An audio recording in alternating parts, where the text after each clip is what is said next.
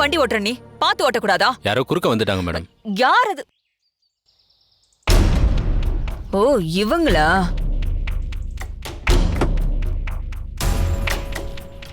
மாமா பாட்டி வண்டியில வந்து மோதிட்டீங்க. விடு பாத்துக்கலாம்.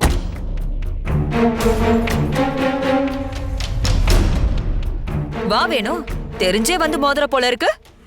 எப்படி கரெக்டா கண்டுபிடிச்சீங்க? பயங்கரமான பிரெயினிங்க உங்களுக்கு. ஒன்ன விடவா? ஐஏஎம்ல படிச்சிருக்கேன்னு கேள்விப்பட்டேன். கரெக்டா தான் கேள்விப்பட்டிருக்கீங்க. ஆனா நான் உங்களை பத்தி கேள்விப்படுறதெல்லாம் ரொம்ப தப்பாவே இருக்கு. அடுத்தவங்க நல்லா இருந்தா பிடிக்காது, சந்தோஷமா இருந்தா பிடிக்காது, நிம்மதியா இருந்தாலும் பிடிக்காது. வாழ்க்கையில உங்களுக்கு என்னதாங்க பிடிக்கும்? உங்களை தோக்கடிக்கிறது மட்டும்தான். அது மட்டும்தான் எனக்கு ரொம்ப பிடிக்கும். இப்படியே சுத்திட்டு இருந்தீங்கன்னு வைங்க, பைத்தியம் தான் பிடிக்கும்.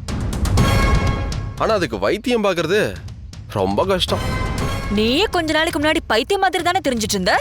அப்படிதான் இருந்தேன். ஆனா என் ஸ்வீட் பேபி பவி வந்ததுக்கு அப்புறம் தானா சரியாயிட்டேன். She is the secret of my energy. Thanks மாமா. இதெல்லாம் எத்தனை நாளைக்குன்னு நானும் பாக்குறேன். நீங்களே இப்படி பேசலாமா பாட்டி? ஏய் நீ வாய மூடு. நீ ஒருத்தி வந்ததுல இருந்துதான் எல்லாமே தப்பா போயிட்டு இருக்க. பவி, பாட்டி சொல்றாங்கல்ல, நீ வாய முடிக்கோ. அதான் மாமா இருக்கான்ல, நான் பாத்துக்கிறேன்.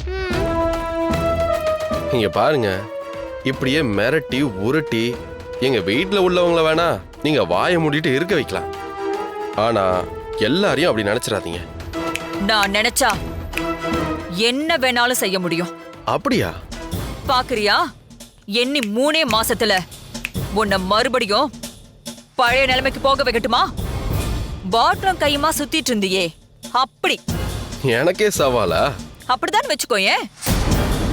சரி, அப்ப உங்க சவாலுக்கு நான் ஒரு சவால் விடுறேன். 3 மாசம்லாம் இல்ல, ஒரே மாசத்துல நீங்க பண்ற தப்பை எல்லாம் வெளியே கொண்டு வந்து நீங்க யாரை ஜெயிக்கணும்னு நினைக்கிறீங்களோ அவங்க கிட்டயே உங்களை தோத்து போக வைக்கிறேன்.